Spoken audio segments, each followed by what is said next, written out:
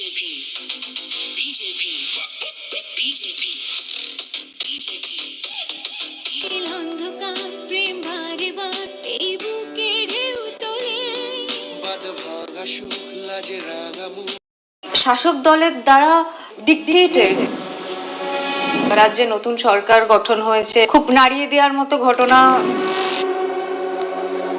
এই বছর ধরে তুমি কাজ করো এখানে, কোথাও গিয়ে কি মনে হয় যে ইন্ডাস্ট্রিতে তুমি সেই প্রাপ্য মর্যাদাটা পেয়েছো? আমরা মুখ্যমন্ত্রীর রাজকীয় শপথ অনুষ্ঠানে ডাক পেলেন টলিউডের কুইন পায়েল সরকার, কিন্তু সেই খুশির মাঝে ফিল্ম ইন্ডাস্ট্রি নিয়ে এই কি বিস্ফোরক বোমা ফাটালেন তিনি?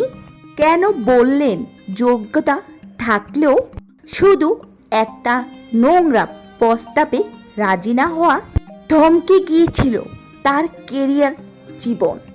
সম্প্রতি কলকাতা ব্রিগেড প্যারেড গ্রাউন্ডে পশ্চিমবঙ্গের নতুন বিজেপি সরকার মুখ্যমন্ত্রী শুভেন্দু অধিকারী শপথ গ্রহণ অনুষ্ঠান সম্পন্ন হয়েছে। সেখানে আমন্ত্রিত অতিথি হিসেবে উপস্থিত থেকে সকলের নজর কাড়লেন অভিনেত্রী পায়েল সরকার।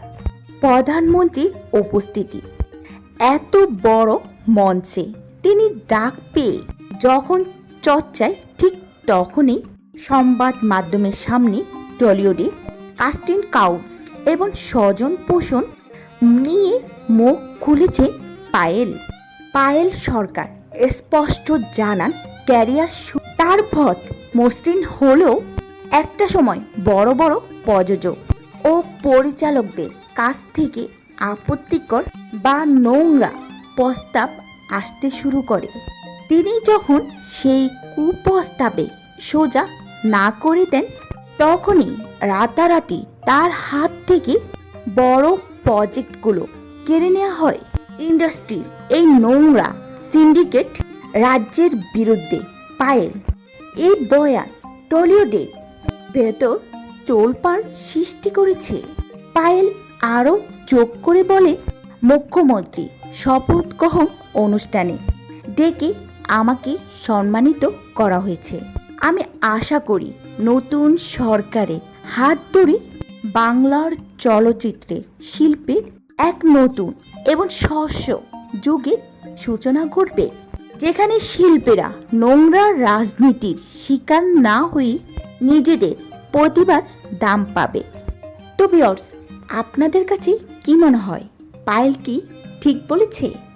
অবশ্যই ভিডিওটির নিচে কমেন্ট সেকশনে জানাতে ভুলবেন না।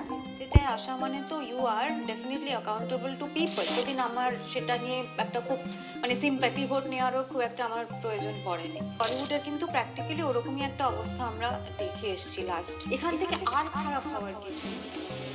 আপনি যাদের নাম বললে যে রূপাদি, রুদ্রনীল, লকেট দি, পাপিয়া অধিকারী, দেখো এটা আমার বরাবরই এটা মনে হয়েছে সিকিউরলি, সেফলি এবং আনন্দের সাথে কাজটা করতে পারেন, ভয়ে নয়। এই কয়েক বছরে তো আমরা কাজের প্রায়োরিটিটা তো কাজ ছাড়া অন্য সব কিছুতে ছিল।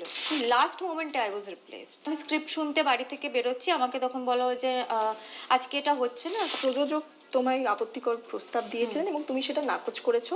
ফোন করে অন্য প্রযোজকদের বলেছেন পায়েল সরকারকে কাস্ট করা যাবে না।